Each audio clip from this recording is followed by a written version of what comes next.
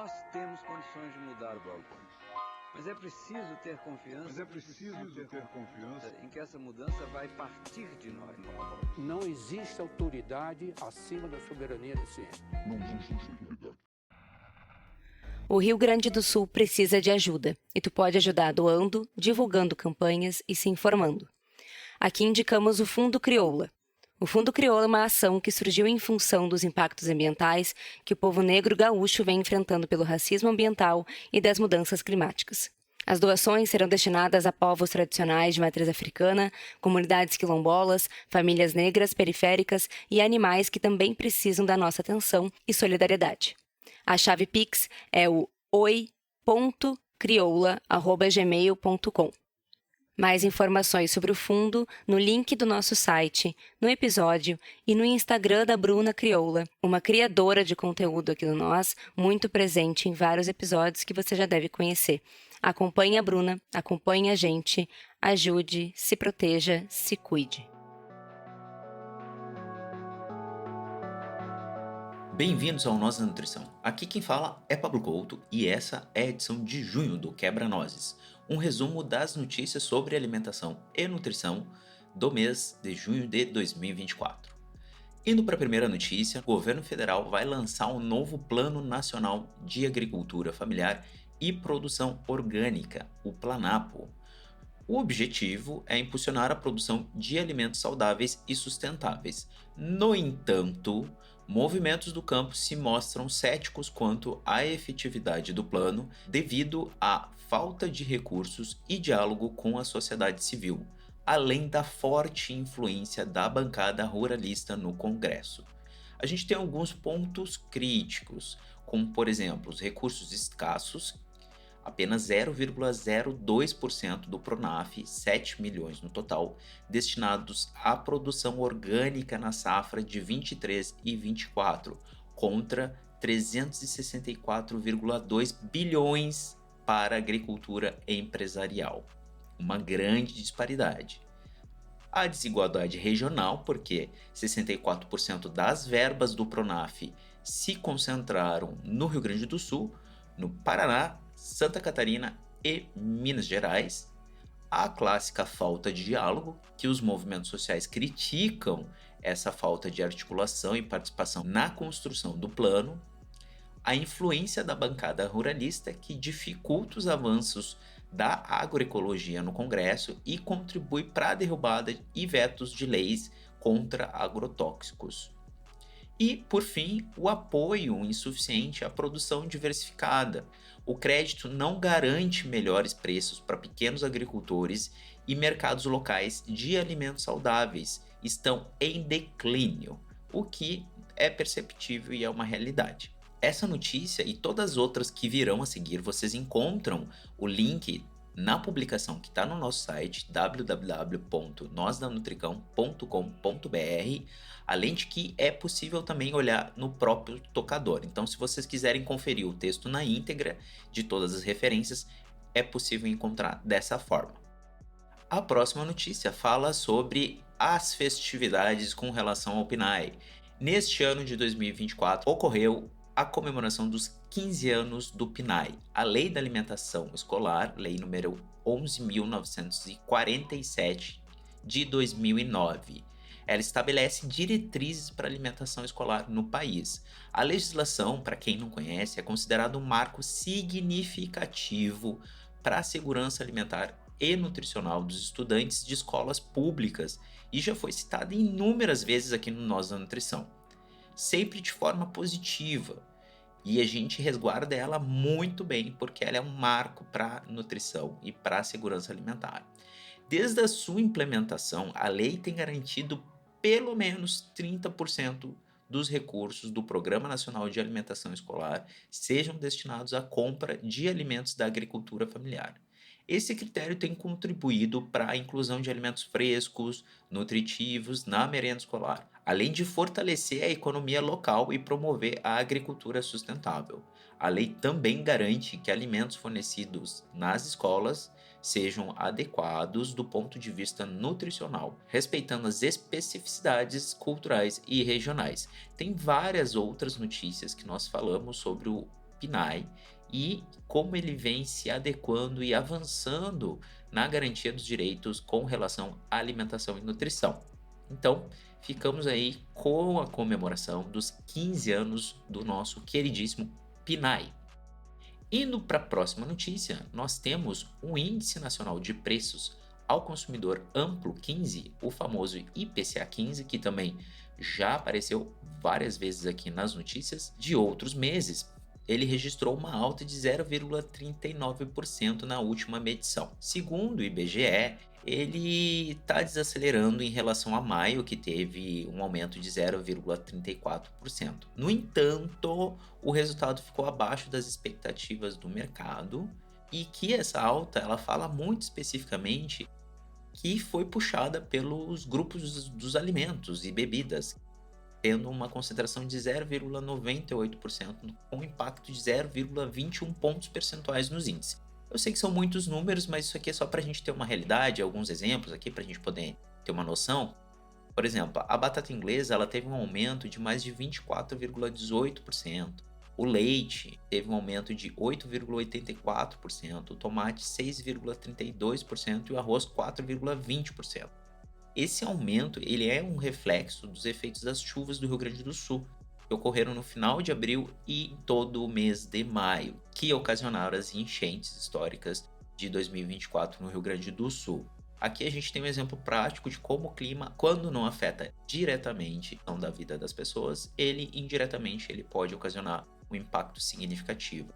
Agora, aproveitando que a gente está falando dos preços dos alimentos, a gente pode ir para a próxima notícia, porque eles têm uma tendência ainda em aumentar 4,5% a 7,5% até o final do ano. Isso é influenciado por fenômenos climáticos adversos, como por exemplo El Niño e Laninha, além, óbvio, do dólar, que está mais alto. Em 2023, os preços haviam caído 0,52%, mas agora o arroz, legumes, verduras e frutas, carnes e leites enfrentam novos aumentos. Economistas apontam que esses aumentos podem impactar a inflação geral e dificultar a redução da taxa de juros pelo Banco Central, devido aos riscos de contaminação da inflação para 2025. Eventos climáticos, novamente eles, como as enchentes no Rio Grande do Sul que a gente acabou de citar, afetam a oferta de alimentos in natura, elevando os preços de itens como cebola, batata, arroz, trigo, entre outras coisas. A rápida transição do El Niño para Laninha é um risco adicional e pode impactar negativamente a safra de grãos no Brasil e Argentina, aumentando ainda mais os preços dos alimentos. Então, talvez a gente tenha um aumento mais significativo devido às condições climáticas que a gente vem vivenciando. E olha só, a gente está fazendo uma sequência de notícias e a gente vai, da transição das questões climáticas, a gente vai falar sobre uma coisa que é super importante. Esse áudio que vocês estão ouvindo ao fundo, ele é de uma comemoração que está ocorrendo próximo ao local de queimadas no Pantanal.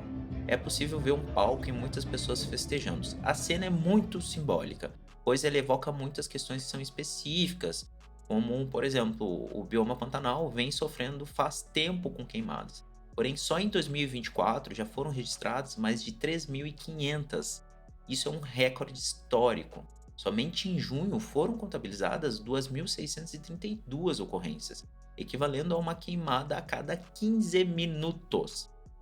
A situação é agravada pela seca, a mais severa em mais de 70 anos, e pelas altas temperaturas intensificadas pela crise climática. Esses fatores, somados aos ventos, criaram um ambiente propício para a rápida propagação do fogo. No final do ano passado, ali entre o final do ano passado e esse ano, tinha uma seca histórica ocorrendo na Amazônia, e novamente nós estamos observando esse fenômeno ocorrendo agora no Pantanal, que já tem um índice de áreas molhadas ali dos rios muito degradado e o seu bioma impactado por recentes queimadas também. E agora em 2024, novamente. Então, isso é super preocupante como um cenário global para a preservação dos biomas e do nosso clima que já está tão enlouquecido devido às ações do homem. Indo agora para o que aconteceu no período de junho no Nós Nutrição, nós temos várias novidades. A gente teve os primeiros episódios solo no quadro Nós Comunica das nutricionistas Daniela Stoker, Luana Ferreira e Natália Martins. A Dani falou sobre o olhar mais humano para a nutrição, a Luana trouxe uma perspectiva sobre o discurso anti-envelhecimento e a Natália sobre a alimentação de pessoas invisibilizadas na sociedade. Ainda tivemos mais um especial sobre as enchentes no Sul, onde a gente falou sobre o papel da Celbra na garantia de uma alimentação segura para pessoas com restrição alimentar durante as enchentes. E, por fim, tivemos um papo feito, uma entrevista super interessante com a Fabiana, nutricionista e presidente da Celbra, que falou sobre a sua descoberta como celíaca e contou um pouco da sua jornada pessoal e profissional. Isso tudo tu encontra no nosso site, Nós da Nutrição, ou tu também pode encontrar nos tocadores. Isso tudo é o que saiu em junho. Então, se tu perdeu alguma coisa e achou interessante, corre lá para escutar. E fica também aqui uma recomendação a mais. Nós estamos agora no YouTube. Todo episódio sai automaticamente direto no YouTube. Então, se tu não tem um tocador preferido e gosta de ouvir na televisão ou no computador, é possível escutar os nossos episódios na íntegra direto no YouTube. Voltando para as notícias e agora quase encerrando, a gente volta para o cenário político nacional, onde a gente teve uma matéria completíssima da Laura Scofield e da Alice Maciel, publicada no site Agência Pública, que trouxe todos os envolvimentos da política com os lobbies para manter os ultraprocessados na cesta básica, com o intuito de reduzir imposto e garantir o lucro de multinacionais. Eu recomendo que vocês leiam o artigo porque ele está sensacional. Mas em resumo, os lobistas argumentam que os ultraprocessados não são tão ruins assim, que aumentar o imposto sobre os produtos vai prejudicar a população mais pobre e que a indústria é essencial para a economia brasileira. Para quem não sabe como o lobby acontece, as empresas e donos de negócios fazem contato com parlamentares e autoridades e prometem ou já fizeram doações para campanhas eleitorais, fornecem financiamento de estudos e pesquisa com o intuito de provar um ponto fora do pensamento científico e investem muito em campanhas de marketing para influenciar a opinião pública. Mas todos nós sabemos aqui no Nós Nutrição que ultraprocessados são prejudiciais à saúde e contribuem para doenças crônicas. E que a indústria prioriza o lucro em detrimento da saúde pública, além de que a inclusão de ultraprocessados na cesta básica beneficia as grandes empresas e não a população mais pobre. Enfim, é importante que a sociedade civil esteja atenta ao debate sobre a alimentação e pressione por políticas que promovam a saúde e o bem-estar da população. E aqui fica uma recomendação, além de ler esse artigo, de que vocês procurem um material feito pela ACT e pela Aliança pela Alimentação Adequada e Saudável, que discute muito sobre a tributação de ultraprocessados e sobre a defesa de uma alimentação justa e mais benéfica para a população. E por último, para a gente fazer uma conexão com a notícia anterior, a gente vai falar de um estudo do Instituto Desidera, da USP e da Fiocruz, que alerta para um impacto financeiro da obesidade infanto-juvenil no SUS. Cerca de 225,7 milhões entre 2013 e 2022, apesar de esse valor não incluir os custos com internações, que foram apenas 5,5 milhões. A pesquisa aponta para um cenário preocupante onde a obesidade infantil deve aumentar nas próximas décadas, gerando ainda mais despesas no Sistema Único de Saúde. Eles apontam algumas causas, como por exemplo o consumo de alimentos ultraprocessados, que a gente estava falando sobre o lobby da indústria agora há pouco, onde cerca de 80% das crianças menores de 2 anos já consomem alimentos ultraprocessados, segundo um estudo nacional de alimentação e nutrição infantil de 2019. A falta de atividade física que ocorre devido ao tempo excessivo em frente a telas também contribui para esse problema, e as consequências diretas, ou por óbvio, é o problema de saúde infantil. A gente tem o desenvolvimento de diabetes tipo 2, hipertensão, asma, apneia do sono, problemas musculoesqueléticos e distúrbios metabólicos. Consequentemente, obesidade adulta, maior risco de doenças crônicas não transmitíveis, como diabetes, doenças cardiovasculares e alguns tipos de câncer. Então é isso, a gente vai ficando por aqui. Essas e as outras notícias vocês podem encontrar no nosso site. Vocês também nos encontram nas redes sociais por nosdanutricão.com.br. A nossa rede social principal é o Instagram. Então vocês podem comentar, compartilhar. A gente agradece muito. Esse é um trabalho feito exclusivamente independente. E a gente agradece quando pessoas como vocês que estão ouvindo compartilham com outras pessoas, deixam comentários. Isso daí é um estímulo para a gente que produz conteúdo preocupado com as pessoas, preocupado com o povo, preocupado com a população. A gente agradece e ficamos por aqui. Um beijo a todos, a todes e tchau, tchau.